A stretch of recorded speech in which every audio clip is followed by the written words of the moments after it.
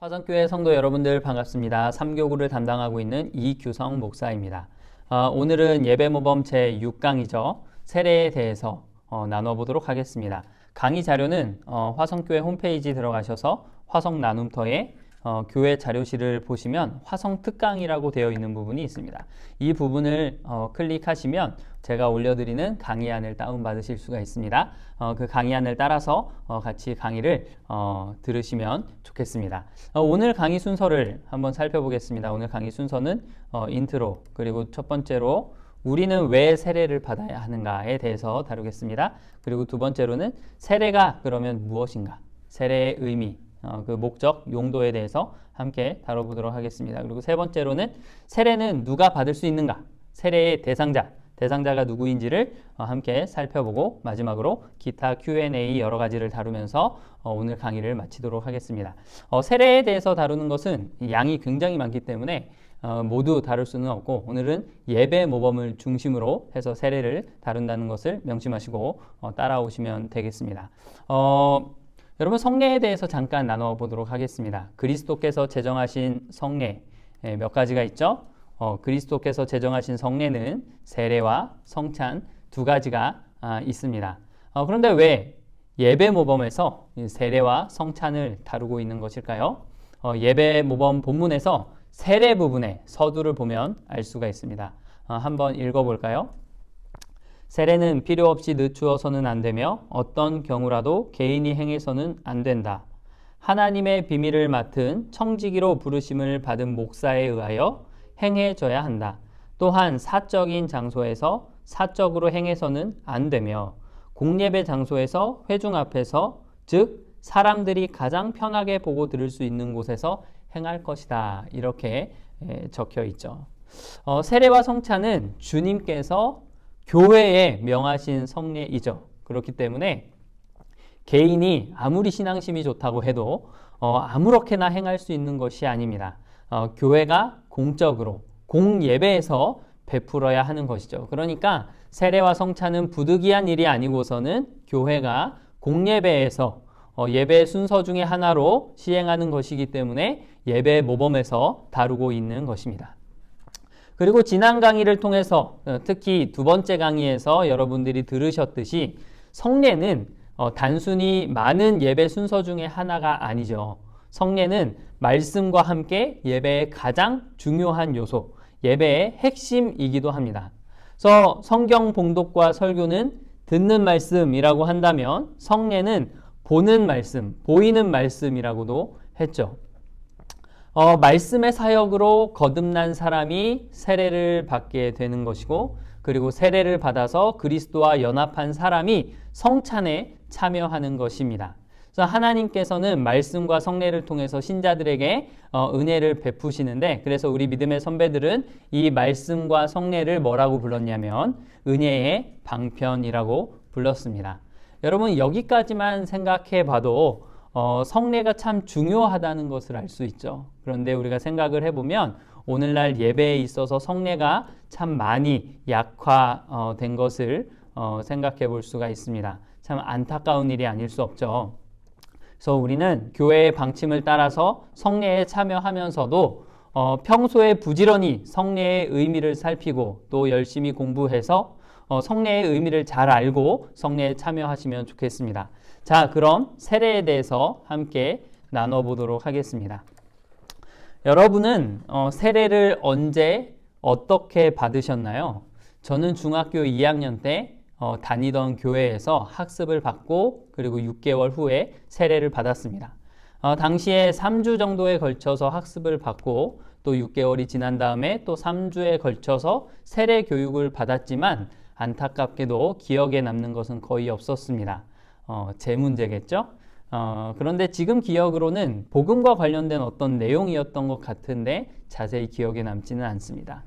학습과 세례를 받을 때 이렇게 공예배, 주일 오전 예배에 가서 목사님께서 뭐뭐 하느뇨? 라고 하는 그 질문에 큰 소리로 네! 라고 대답만 하면 학습 교인이 되고 그리고 세례를 받을 수 있었습니다. 세례의 의미도 효력도 알지 못하고 세례를 받은 셈이죠. 또 세례와 관련된 다른 경험이 있다면 군대 훈련소에서의 진중 세례식인데요. 어떻게 진행되는지 궁금하기도 하고 한 번이라도 더 교회에 가고 싶어서 진중 세례식에 신청해서 참여를 한 적이 있습니다. 수많은 훈련병들이 줄을 서서 7, 8분의 목사님에게 차례대로 이제 세례를 받았는데요. 거기에서도 그 장병들이 큰 소리로 네 한 번만 하면 세례를 받을 수 있었습니다. 제 차례가 되었을 때는 제가 사정을 말씀드리고 세례를 저는 이미 받았습니다 라고 말씀드렸기 때문에 세례를 받지는 않았죠. 여러분, 과연 세례는 무엇일까요? 세례는 왜 받아야 되는 것이고 어떻게 받아야 되는 것일까요?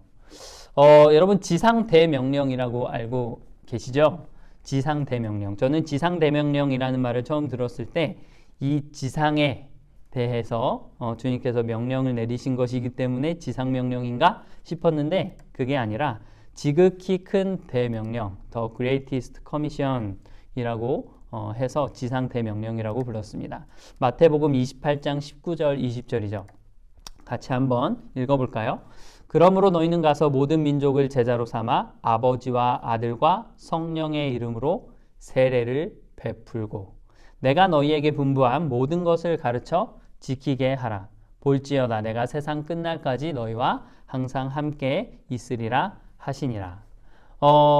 먼저 여러분 세례는 왜 받아야 하는가? 그것은 그리스도께서 친히 제정하시고 명령하신 것이기 때문에 우리는 예수님을 사랑하는 마음으로 세례를 받아야 하는 것입니다. 간단하죠? 그러면 좀 더 이야기를 해보겠습니다. 세례는 믿는 자들에게 주시는 하나님의 표와 인입니다. 세례와 성찬을 통해서 그리스도 안에 있는 하나님의 은혜와 은혜 언약이 주는 유익이 신자들에게 제시되고 그리고 인쳐지고 적용되고 또 신자들은 하나님에 대한 자신의 믿음과 충성을 표현하게 되는 것입니다. 성례를 통해서 우리 안에 있는 하나님의 그 말씀의 진실성이 더욱더 확실해지고 또 우리의 믿음을 더욱 강화하게 되는 것이죠. 하나님께서 죄악 가운데 소망이 없고 그래서 하나님의 영원한 진노를 받기에 마땅한 우리를 찾아오셔서 하나님의 백성을 삼기로 하셨고 그리고 은혜를 베풀기로 하셨다면 우리는 겸손하게 그리고 신속하게 그 은혜 앞으로 나아가야 함이 마땅합니다. 하나님께서 은혜를 말씀과 성례를 통해서 주시겠다고 약속하신 것을 우리가 믿는다면 지체하지 말고 나아가서 그 은혜를 받아 누려야 하겠죠. 여러분, 이 세례가 믿는 자들에게 주신 하나님의 표와 인이다 라고 하는 부분을 좀 더 쉽게 예를 들어서 함께 살펴보겠습니다. 여러분, 성례는 우리의 정체성, 그리스도인이라고 하는 정체성을 확증해 줍니다. 하나님의 자녀라는 것을 확증해 주는 것이죠. 여러분, 우리가 만일 어떤 학교에 입학을 한다면 정말 좋은 학교에 입학을 한다면 학생증이나 그 입학증명서를 빨리 발급받고 싶겠죠. 학생증이 없어도 그 학교의 학생인 것은 틀림없는 사실이지만 학생증을 소유함으로써 그 학교 학생이라는 정체성을 더 확실하게 확인하고 그리고 그 정체성을 강화할 수 있는 것입니다. 여러분, 그리고 우리가 결혼할 때를 한번 생각해 볼까요? 정말 사랑하는 사람, 내가 정말 결혼을 하고자 했던 그 사람과 결혼을 했을 때 우리는 생각합니다. 내가 정말 이 사람이랑 결혼한 게 맞나? 혹시 꿈은 아닌가 싶을 때도 있습니다. 그럴 때 배우자가 내 옆에 있어서 나랑 같이 살고 있는 것을 통해서도 확인할 수 있지만 우리가 주민센터에 가면 주민등록등본이나 가족관계증명서나 혼인관계증명서를 통해서 확인할 수 있죠. 한번 보실까요? 저의 가족관계증명서인데요. 중요한 내용은 가려놨습니다. 저희 어머니 아버지가 계시고요. 그리고 여기에 주한나, 제 아내의 이름이 있습니다. 그리고 아직 셋째 스리가 태어나지 않은 때여서 우리 첫째와 둘째 이름이 기록되어 있죠. 그리고 중요한 것은 여기에 전산운영 책임관인 조청준 선생님의 도장이 찍혀 있습니다. 저는 이 제 아내와 결혼한 것을 같이 살고 있는 것을 통해서도 확인하지만 이 가족관계 증명서를 통해서 더 공적으로 확인할 수 있는 것이죠. 여러분 그러면은 구약의 성도들은 무엇을 통해서 자기 자신이 하나님의 언약 백성이라는 사실을 확인했을까요? 그것은 할례를 통해서입니다. 여러분 할례가 언제 처음 시행됐는지 알고 계십니까? 하나님께서 아브라함을 부르시고 그리고 아브라함과 언약을 맺으실 때 할례를 처음 명하셨습니다. 그 본문을 함께 살펴보겠습니다. 창세기 17장인데요. 한번 읽어보겠습니다. 너희 중 남자는 다 할례를 받으라. 이것이 나와 너희와 너희 후손 사이에 지킬 내 언약이니라. 너희는 포피를 베어라. 이것이 나와 너희 사이에 언약의 표징이니라. 너희 대대로 모든 남자는 집에서 난 자나 또는 너희 자손이 아니라 이방 사람에게서 돈으로 산 자를 막론하고 난 지 8일 만에 할례를 받을 것이라. 너희 집에서 난 자든지 너희 돈으로 산 자든지 할례를 받아야 하리니 이에 내 언약이 너희 살에 있어 영원한 언약이 되려니와 할례를 받지 아니한 남자 곧 그 포피를 베지 아니한 자는 백성 중에서 끊어지리니 그가 내 언약을 배반하였음이라 라고 이야기를 하고 있습니다. 구약의 성도들은 자기 몸에 새겨진 자기 살에 새겨진 그 흔적을 확인하면서 자기 자신이 다른 민족과 구별되는 하나님의 백성이라는 것을 계속해서 확인해 왔던 것입니다. 이와 마찬가지로 신약에서는 세례와 성찬을 통해서 그것을 확인할 수 있는 것이죠. 여러분 우리는 여기서 사도행전 8장의 에디오피아 내시를 본받을 필요가 있습니다. 무슨 내용이 나오죠? 빌립에게서 복음을 들은 에디오피아 내시가 이렇게 고백합니다. 보라, 물이 있으니 내가 세례를 받음에 무슨 거리낌이 있느냐라고 말을 하죠. 에디오피아 내시는 복음을 듣고 그 진리의 말씀을 확신하였을 때 주저하지 않고 세례를 받아서 하나님의 백성이 되었다는 표시를 삼았습니다. 우리 예배 본문, 예배 모범 본문을 보면은 필요 없이 늦추어서는 안 된다라는 표현이 있습니다. 여러분 공부를 정말 열심히 해서 꿈에 그리던 학교, 정말 좋은 학교에 들어갔다고 생각해 봅시다. 그러면 그 학생증 발급받기를 계속해서 뒤로 미루겠습니까? 하루라도 더 빨리 학생증을 발급받기를 원할 것이고 틈만 나면 그 학생증을 들여다보면서 내가 정말로 이 학교의 학생이 되었다니 라고 하면서 자랑스럽게 생각할 것입니다.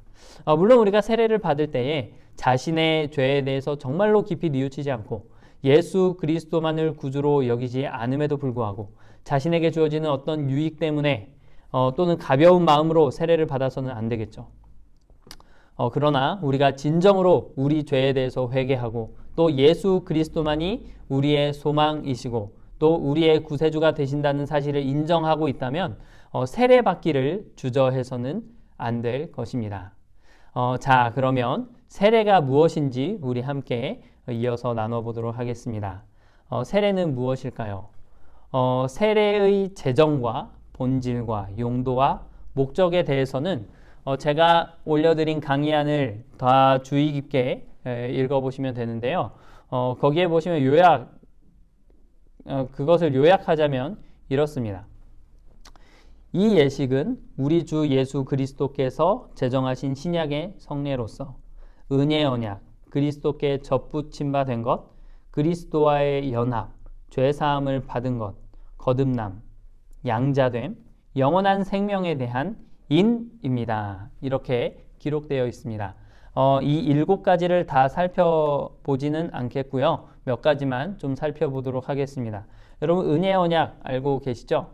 은혜 언약의 특징은 무엇입니까? 그것은 사람이 먼저 하나님을 찾아간 것이 아니라 하나님께서 먼저 인간을 찾아오셨다는 데 있습니다. 하나님께서 먼저 찾아오셔서 무엇을 하냐면 그의 백성으로 삼으시죠. 그리고 약속하십니다. 변함없고 성실한 하나님의 사랑을 보이시며 반드시 너를 구원하리라. 반드시 너에게 복을 주리라. 그렇게 약속을 하십니다. 그것이 은혜의 언약입니다. 여러분 그리고 세례는 그리스도와의 연합을 의미하죠. 여러분 그리스도께서도 우리와 같이 세례를 받으셨습니다. 언제 받으셨죠? 그리스도께서 공생애를 시작하시면서 세례 요한에게 가셔서 세례를 친히 받으셨습니다. 마태복음 3장에 보면 나오는데요. 제가 한번 읽어보겠습니다. 요한이 말려 이르되 내가 당신에게서 세례를 받아야 할 터인데 당신이 내게로 오시나이까? 예수께서 대답하여 이르시되 이제 허락하라. 우리가 이와 같이 하여 모든 의를 이루는 것이 합당하니라 하시니 이에 요한이 허락하는지라. 여러분, 죄인은 죄를 회개하고 예수 그리스도와 연합하기 위해서 세례를 받지만 예수 그리스도께서는 반대로 죄가 없으신 분으로서 죄인인 우리와 연합하셔서 우리의 죄를 대신 짊어지시기 위해서, 그래서 세상 죄를 지고 가는 하나님의 어린 양이 되시기 위해서 세례를 받으신 것입니다. 우리의 세례는 그리스도와 연합하기 위해서 받는 것이고, 그리고 그리스도의 세례는 우리와 연합하시기 위해서 받으시는 것이죠. 그리고 이제 죄 사함을 받는다는 것은 다 아시다시피 죄가 용서받고 죄가 씻겨져 나간다는 것을 말하는 것이고, 거듭나는 것은 그리스도 안에서 새 생명을 얻게 되는 것인데 그리스도 안에서 죽었다가 다시 살아나는 것을 의미합니다. 그리고 우리는 하나님의 양자가 되고요. 그리고 우리에게 영원한 생명이 주어졌다는 것을 세례는 보여주는 것입니다. 자, 다음 한번 볼까요? 그러면 세례는 누가 받을 수 있는 것일까요? 웨스트민스터 대요리문답 166번을 보면은 이렇게 기록되어 있습니다. 세례는 어떤 사람에게 베푸는 것인가? 세례는 보이는 교회 밖에 있어서 약속의 언약을 모르는 사람에게는 베풀지 못합니다. 그들이 그리스도를 믿고 순종할 것을 고백할 때 비로소 베풀 수 있다. 이렇게 기록을 하고 있죠. 그리고 합신의 예배모범 제9장 성인 세례 부분에 보면은 좀 더 자세하게 기록되어 있습니다. 한번 읽어보겠습니다. 누구를 막론하고 성인으로서 세례받고 입교하려고 하면 성경을 상당히 알아야 된다. 그리고 하나님을 아는 것과 그리스도 신앙이 진실함에 대해서 만족한 증거를 당회 앞에 나타내야 된다. 나중에는 교회 공중 앞에서 자기의 신앙을 고백한 후에 목사가 세례를 베푸는 것이 통례이다. 이렇게 기록되어 있습니다. 그리고 3번 다음 부분을 보면은 이렇게 또 기록되어 있는데요. 세례 후보자의 복음 진리 지식을 확인하지 않은 채 쉽사리 세례를 베푸는 것은 성례를 소홀히 여기는 죄이다.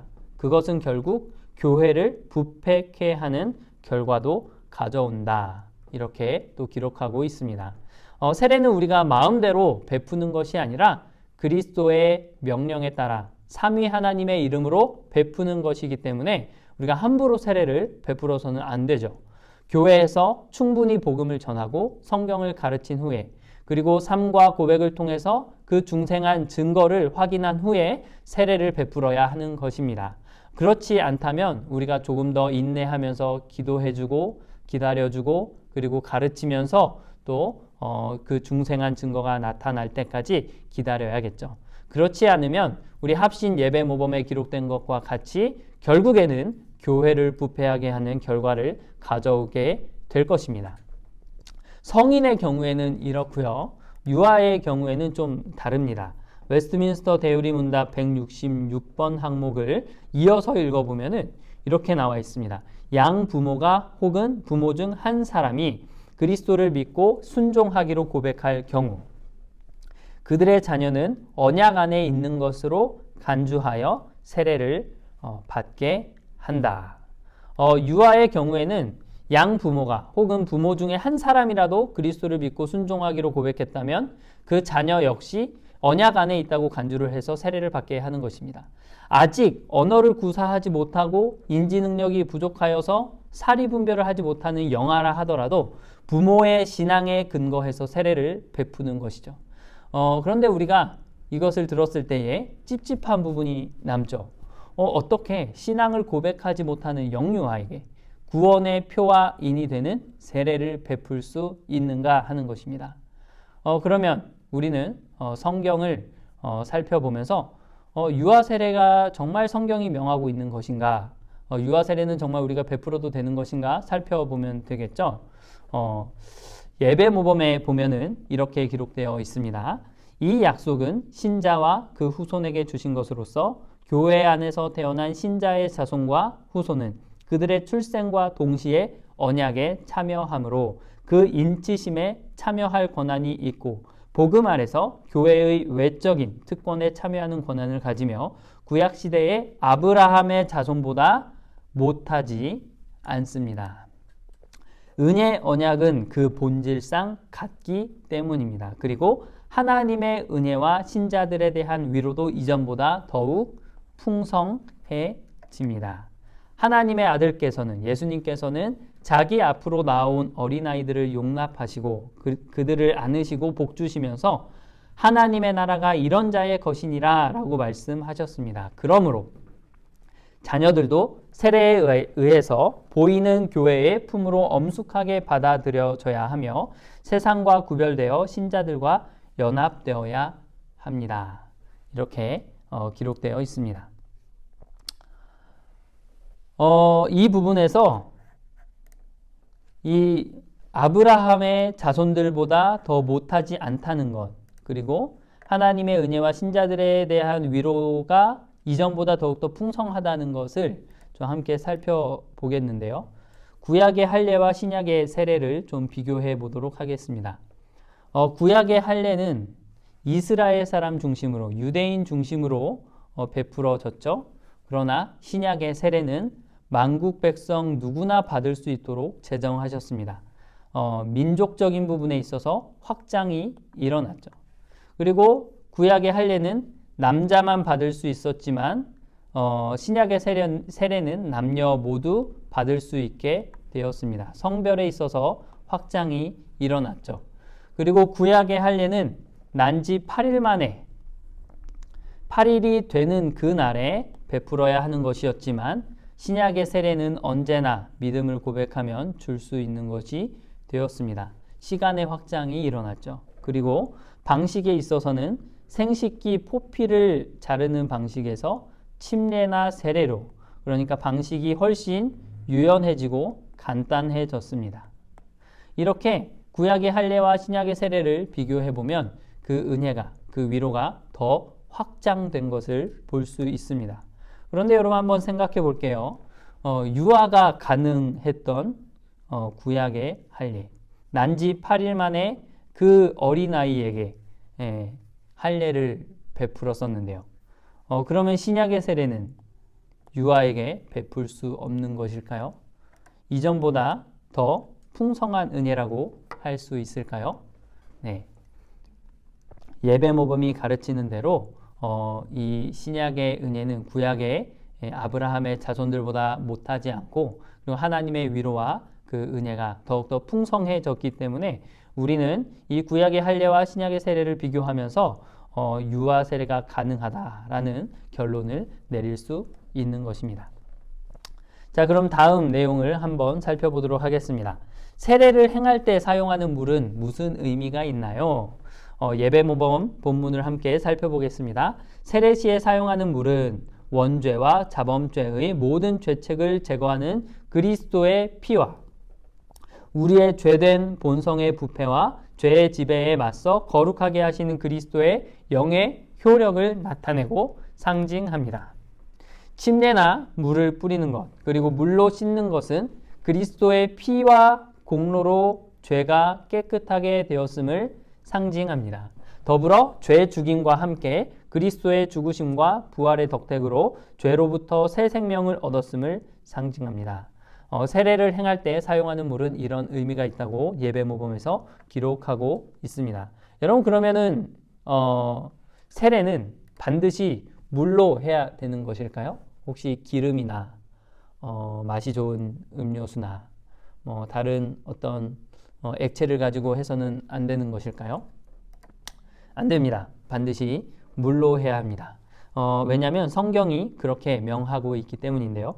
베드로전서 3장 21절을 보면은 이렇게 기록되어 있습니다. 물은 예수 그리스도께서 부활하심으로 말미암아 이제 너희를 구원하는 표니 곧 세례라, 이렇게 기록을 하고 있죠.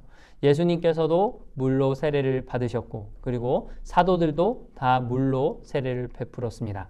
그리고 베드로전서 3장 21절에도 물은 예수 그리스도께서 부활하심으로 말미암아 이제 너희를 구원하는 표라고 말하고 있습니다. 성경에서 세례를 물로 베풀라라고 명하셨기 때문에 우리는 세례를 물로 베푸는 것이죠.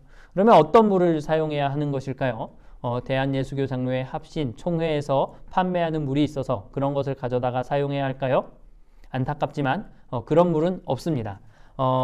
그냥 수돗물이나 생수나 또 정수기물 이런 것들을 사용하시면 되겠습니다.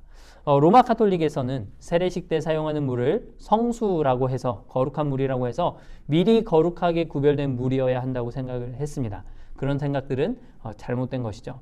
물이라는 상징이 중요하기는 하지만 세례를 거룩하게 하시는 하나님의 말씀 그리고 삼위 하나님의 이름으로 받는다는 것이 더 중요한 것입니다. 다른 질문 한번 볼까요?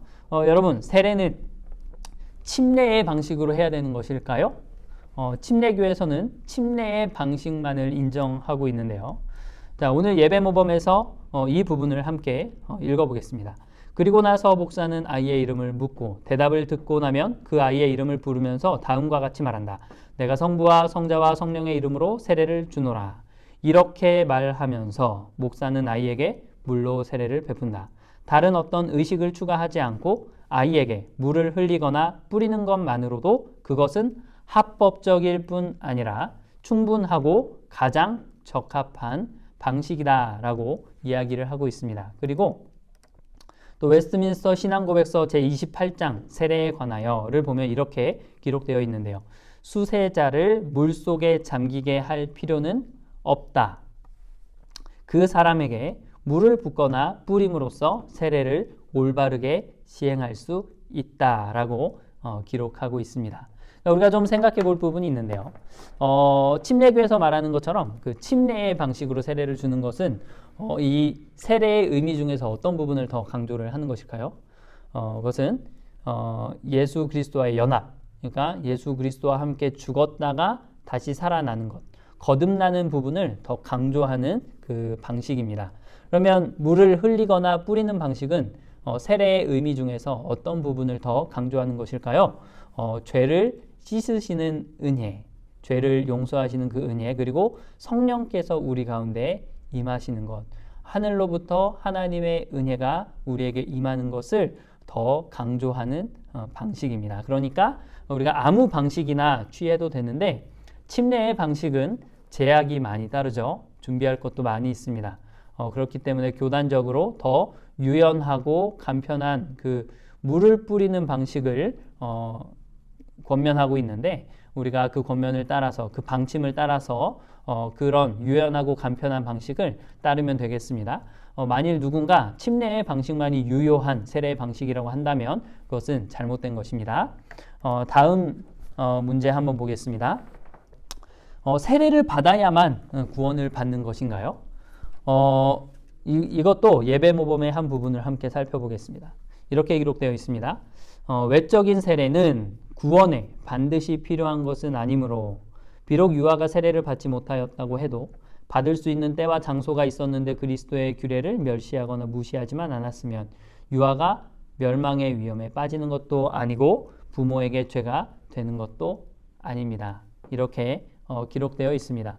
로마 카톨릭은 세례를 받아야만 구원을 얻을 수 있다고 여겼기 때문에 예전에 산파들에게도 세례를 줄 수 있는 권한을 부여했습니다. 왜냐하면 태아가 태어나는 도중에 사망하는 경우들이 있었기 때문에 그 아이가 곧바로 지옥으로 가지 않기 위해서 세례를 베풀어야 한다고 생각했기 때문이죠. 하지만 그것은 잘못된 생각입니다. 예를 한번 살펴볼까요? 여러분 예수님 옆에서 같이 십자가에 달려 죽었던 강도를 아시죠? 한쪽 편에 있는 강도는 예수님을 저주하고 죽었지만 한쪽 편에 있는 강도는 예수님을 믿었습니다. 그 결과 예수님께서 오늘 내가 나와 함께 낙원에 있으리라 라고 약속을 해주셨죠.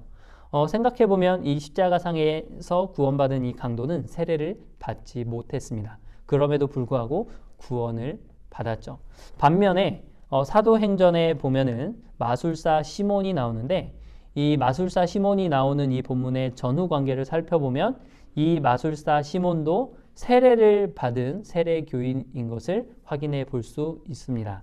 그러나 이 마술사 시몬은 돈을 주고 하나님의 능력을 사려고 했기 때문에 저주를 받았죠. 아마 구원을 받지 못했을 것 같습니다. 세례를 받았지만 구원의 효력이 없었던 것입니다.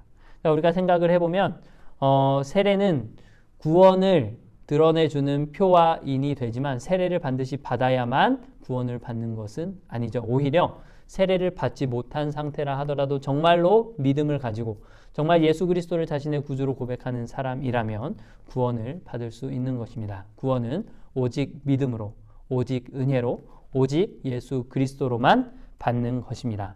여러분, 이제 마지막입니다. 세례식에 참석한 회중은 무엇을 해야 하나요? 그렇죠. 여러분, 이 강의를 듣는 분들 중에는 이미 세례를 받았고, 그리고 세례식이 진행되는 중에는 회중으로 참석하는 분들이 많이 있으실 거라고 생각합니다. 그래서 이 부분을 좀 귀담아 들으셨으면 좋겠는데요. 우리는 세례식이 진행되는 동안에 마치 이제 구경꾼의 태도를 취하는 경우들이 많습니다.